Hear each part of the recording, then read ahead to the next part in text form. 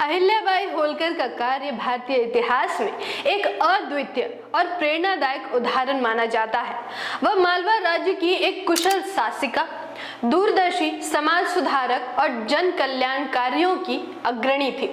वह अपने समय से आगे सोचने वाली एक बहादुर महिला थी।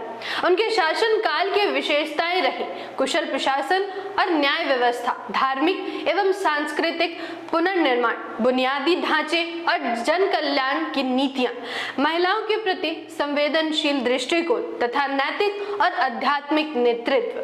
अहिल्याबाई का जन्म 31 मई 1725 को अहमदनगर जिले के चौंडी गांव में हुआ था। उनके पिता माणकोजी शिंदे गांव के पाटिल थे।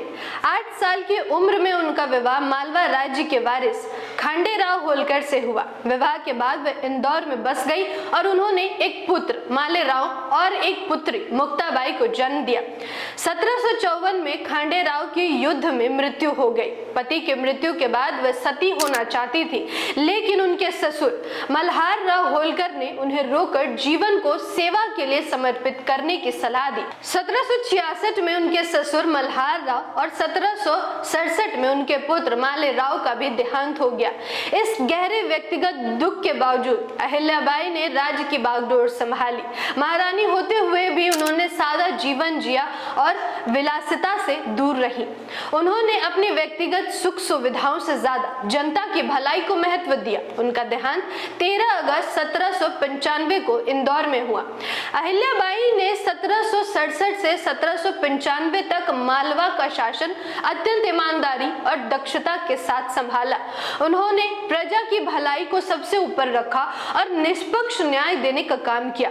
उनके दरबार में हर वर्ग और जाति के व्यक्ति को समान न्याय मिलता था। उन्होंने देश भर के कई तीर्थों का पुनर्निर्माण करवाया, जिनमें वाराणसी का काशी विश्वनाथ मंदिर, उज्जैन का महाकालेश्वर मंदिर और सोमनाथ मंदिर शामिल है। उन्होंने गंगा घाटों, मंदिरों, धर्मशालाओं और कुओं का निर्माण करवाकर धार्मिक यात्राओं को आसान बनाया।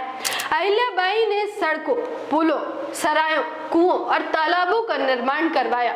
उन्होंने किसानों के हित में सिंचाई के साधन विकसित किए और कर व्यवस्था को न्याय संगत बनाया। उन्होंने महिलाओं को भी युद्ध प्रशिक्षण देना शुरू किया, जिसमें घुड़सवारी और तलवारबाजी जैसे कौशल शामिल थे, जो पहले केवल पुरुषों तक ही सीमित थे। एक महिला शासक के रूप में उन्होंने महिलाओं की सुरक्षा और सम्मान के लिए कड़े कदम उठाए।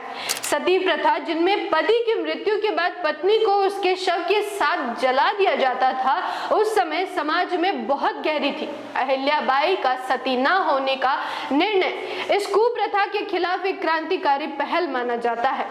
उन्होंने समाज को यह दिखाया कि एक विधवा भी सम्मान पूर्वक सशक्त होकर और जन सेवा करते हुए जीवन बिता सकती है। उन्होंने अपने शासनकाल में विधवाओं के पुनर्विवाह और उन्हें सम्मानपूर्ण जीवन देने के लिए कई प्रयास किए। उनका शासन धर्म, करुणा और लोक सेवा के आदर्शों पर आधारित था। अहिल्याबाई ने सादा जीवन जिया और अपनी आय का अधिकांश हिस्सा दान में दिया। अहिल्याबाई होलकर को पुण्य श्लोक की उपाधि दी जाती है, लेकिन उनका काम एक प्रभावशाली प्रशासक के रूप में जीवन के हर क्षेत्र में दिखाई देता है। अहिल्याबाई होलकर ने अपने शासनकाल में केवल मालवा ही नहीं बल्कि पूरे भारत में धार्मिक, सामाजिक और सांस्कृतिक पुनर्जागरण का काम किया। उनका नेतृत्व, न्यायप्रियता और जन कल्याण के प्रति समर्पण उन्हें एक क्रांतिकारी और दूरदर्शी महिला शासक के रूप में स्थापित करता है। हमें अहिल्याबाई होलकर के जीवन संघर्ष से प्रेरणा लेनी चाहिए।